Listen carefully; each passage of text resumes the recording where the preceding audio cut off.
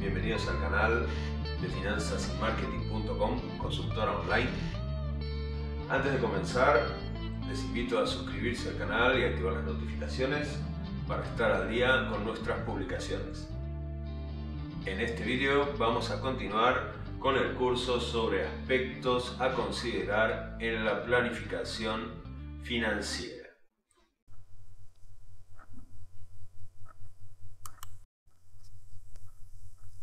Continuamos con el tema 3, gestión de tesorería e inventarios. Bien, vamos a ver.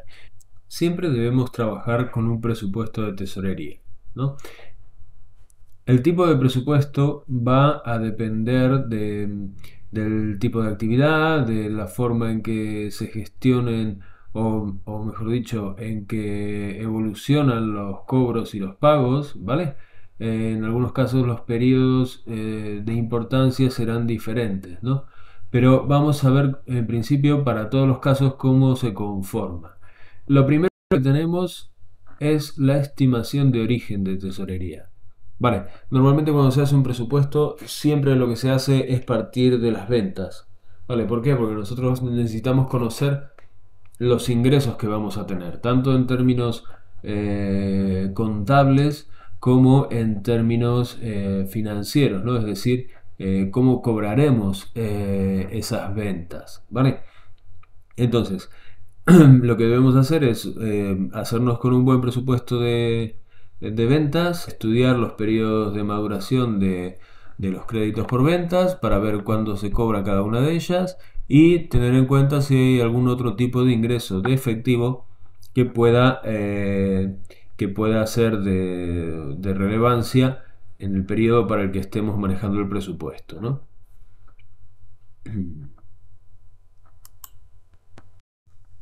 Bien, la segunda parte estaría dada por las aplicaciones de tesorería, ¿vale? Hay que estimar todo lo que vamos a tener que pagar. En principio, las principales aplicaciones de tesorería o salidas de fondos va a venir seguramente dado por la compra de mercancías o de materias primas, ¿vale?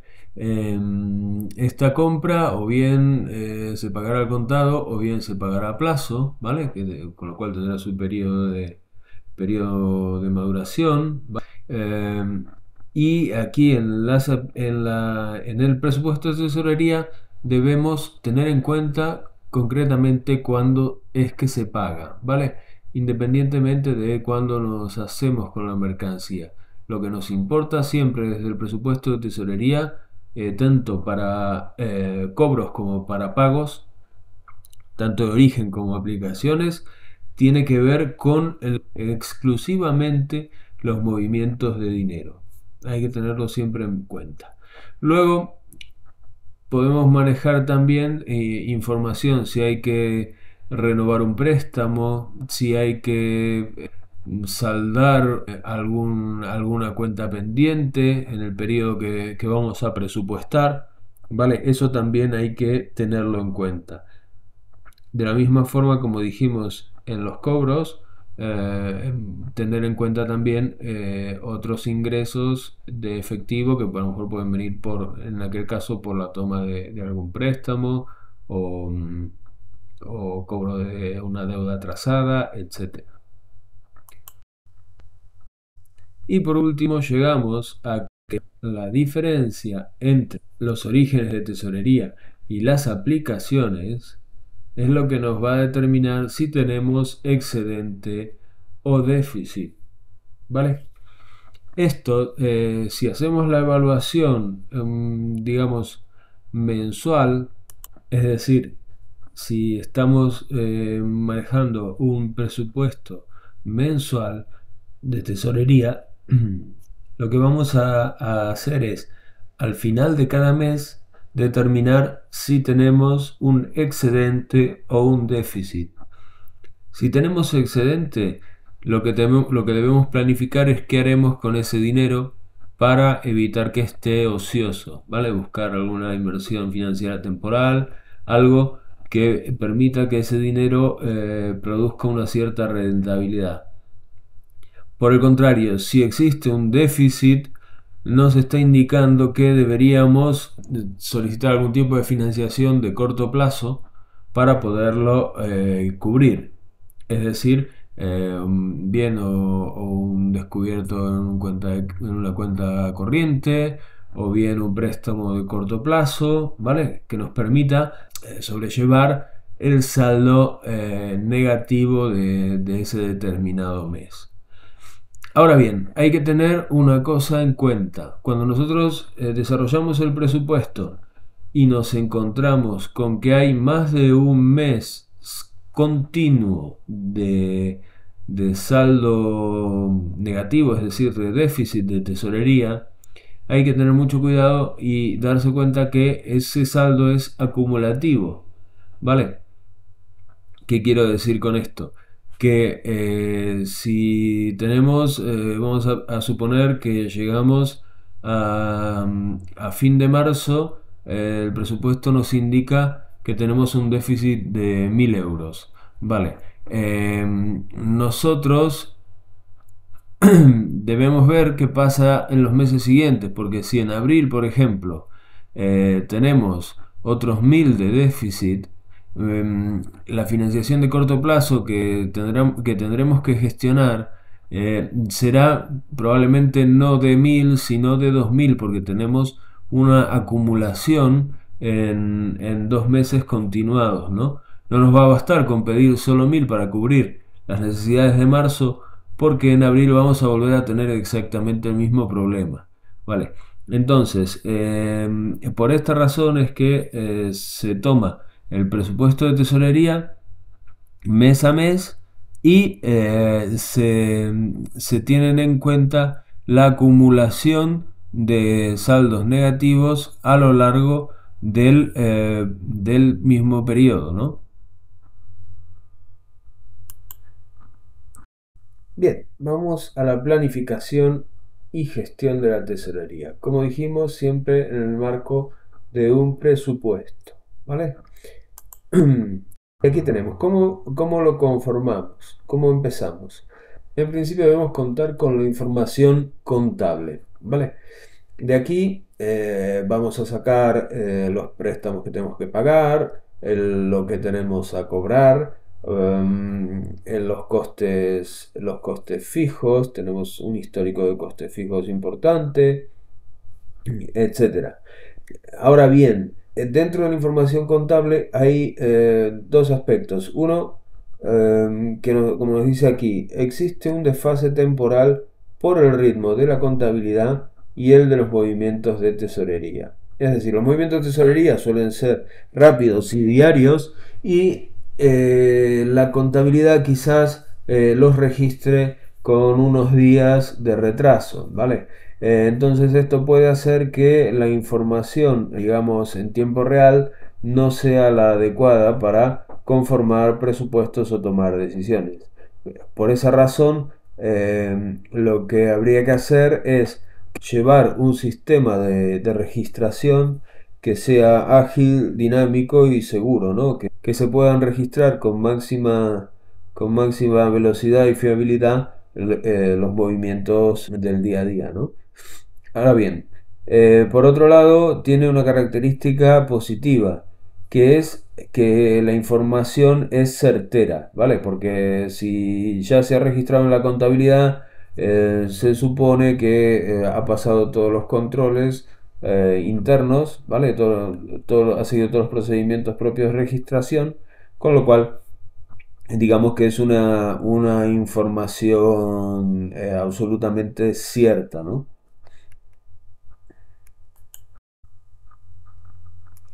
Luego, previsión de ventas. Como dije, es el punto de partida de cualquier presupuesto, ¿vale? Hay que tener la previsión de ventas y obviamente para hablar del presupuesto de tesorería, cuándo es que las ventas se cobran, ¿no? Entonces, esto es importante, hay que determinar el volumen, la estacionalidad y el periodo de maduración de los créditos por ventas, ¿no? Ahora bien, características de esto. Que la información puede carecer de fiabilidad debido al punto de vista siempre optimista, entre comillas, del departamento comercial. Vale, normalmente los departamentos comerciales tienen objetivos que cumplir y en principio van a considerar que los objetivos son siempre alcanzables o superables, ¿no?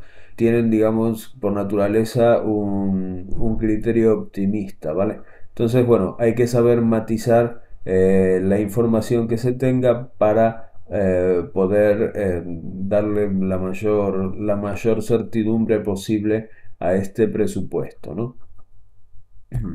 Bueno, y abajo dice, a pesar de la incertidumbre, es fundamental manejar esa información, ¿no? Hay que tomar la información siempre con un criterio, digamos, pesimista, ¿no? Para no tener luego problemas de gestión, ¿no? Ya que, como dijimos, las ventas son la principal fuente de ingresos de la compañía y si esta previsión está demasiado por encima de las posibilidades reales, puede desencadenar problemas serios en la compañía, ¿no? Porque si se diseña una estructura de costes en base a una previsión de ventas erróneas, es probable que nuestro presupuesto colapse, ¿no?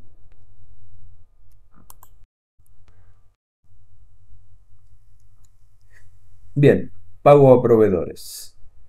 Esto, digamos que es el principal aspecto de salidas de fondos, de salida de tesorería, ¿no? Como lo hemos dicho. Aquí, bueno, habrá que otra vez tener en cuenta eh, cuando se compra, cómo se paga, las estacionalidades, etcétera. Y aquí vemos, se deben fijar procedimientos de pago a proveedores que garanticen la autenticidad de lo contratado y su correspondiente cumplimiento. Vale, esto es importante porque tiene que haber alguien responsable que sea quien autorice las compras, ¿vale? Porque puede ocurrir que nos envíen facturas con alguna deficiencia, que haya cargos que no estaban pactados, que haya descuentos pactados que no se plasman en las facturas, ¿vale? Hay bastantes aspectos que hay que controlar desde el punto de vista de las compras, ¿vale? Entonces hay que tener un procedimiento absolutamente claro para que responsables de nuestra propia empresa puedan ajustar el gasto a lo realmente contratado, ¿no? Y en relación con los procedimientos, hay que decir que el pago aplazado siempre dará más fiabilidad a todo este proceso. Es decir, si nosotros al proveedor le pagamos al contado en cuanto recibimos la mercancía, no tenemos tiempo de analizarla o de ver vicios ocultos, etcétera. En cambio, si el pago es aplazado, aunque no sea mucho tiempo, nos va a permitir ajustar procedimientos internos que puedan confirmar los aspectos pactados, ¿no?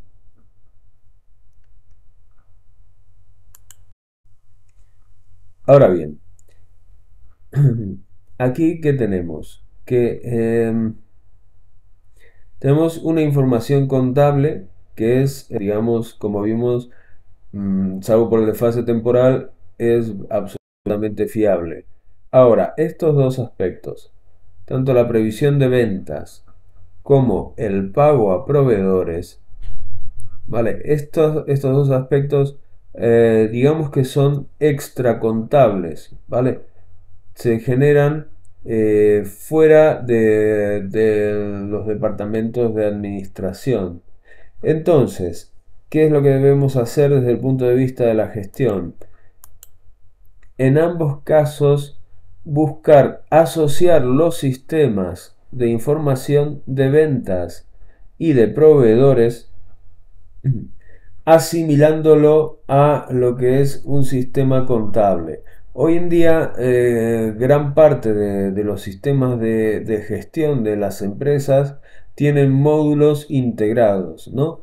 Es lo adecuado, donde existen los módulos de ventas y los módulos de proveedores, desde donde se transfiere la información a la contabilidad, ¿vale?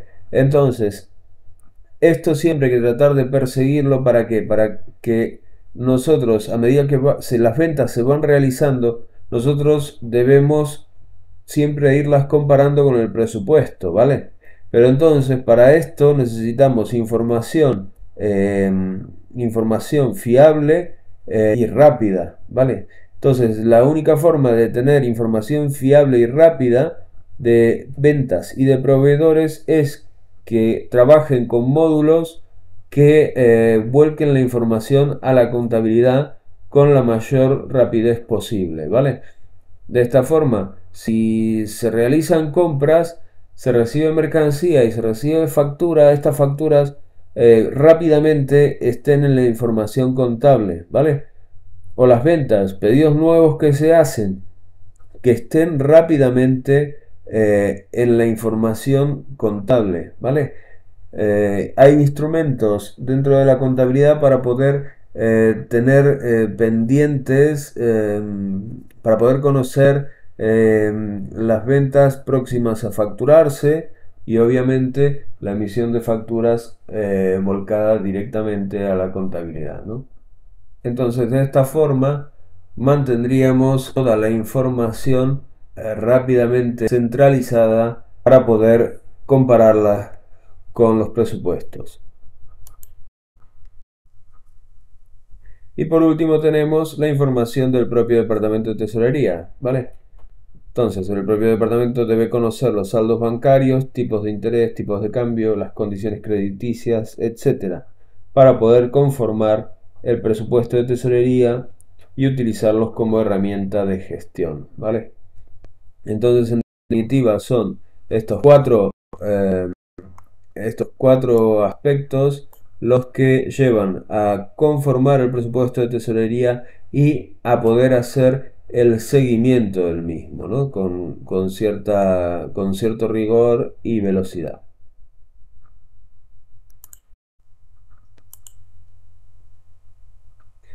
Dependiendo del horizonte temporal, vamos a tener un presupuesto diario, mensual y anual.